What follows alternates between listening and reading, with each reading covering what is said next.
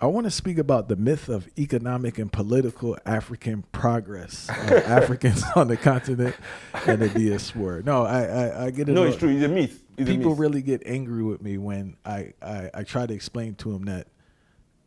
But tell me about all this progress, and I'm asking There's no them progress. where, It's a myth. Even European progress is a myth because it's not defined. They want you to see yourself as like, okay, progressing towards what? Progress for who? Define where we are going. Is there a definition of where we are going? But the African one is even more blatantly false. The richest African man in the world is Nigerian. Richest black man, I say black, but I say African. The richest African man in the world is a Nigerian man. His name is Aliko Dangote. What is his worth? About $20 billion, $25 billion. Microsoft is $1 trillion company. The whole Nigerian economy is $500 and something billion. So when people are talking about this progress, wealth, and this is why they talk about it. Because they don't have it. Those that have it don't have to talk about it. And it's also the powerless that wants to always show his power. And that's why, the people are so loud talking about this great African power they are using these days that does nothing for African people.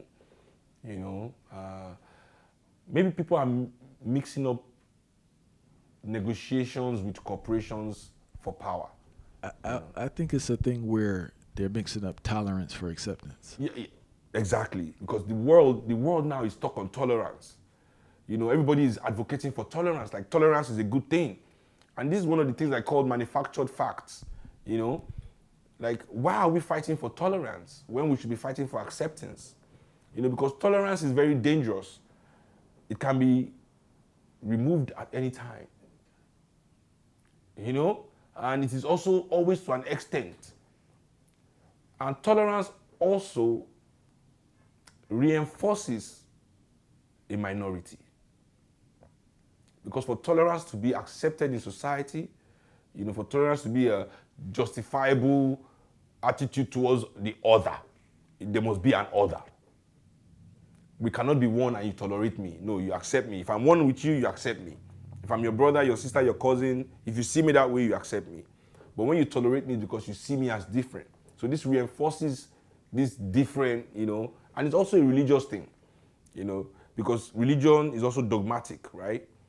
We don't expect those that are religious to accept the humanity of others that do not fall within the dogma of their religion, So I think that was a very good question you asked, because we as African people, we are truly, that's why I really dislike the African global elites, because they play a big role in pushing these toxic philosophies and ideas and narratives among the black masses, the African masses, poisoning our minds, also our natural way, is being where is the word I'm going to use here? Corrupted. It's being infected. It's being eroded by this new way, that we are also being sold by our elites. Yeah, you're very right. You're very right in that aspect, because it's truly a myth. It's truly a myth. In my country, for example, I got into trouble when I said Lagos doesn't belong to Yoruba people. The Yoruba people lost their minds. They were angry because we don't own so much. Why are you not taking away our Lagos? First of all, it's called Lagos. This place one time might have been African. See, this is why they distract us. So Africa, for example, is 70% foreign owned. Still. To this day. Till this day. Exactly. In my country, for example, 70% of the arable land is used to grow cash crops. So now, this is how you understand the powerlessness of Africans. That even our land we are not allowed to eat from our land. And these products are being exported. They have cash crops. You can't eat it. But Africans are hungry. It's not as if Africans are fed well, and now we are using the extra excess to do some trade. No, we are hungry. We need food. But still, European needs of their industry surpasses the need of Africans to eat.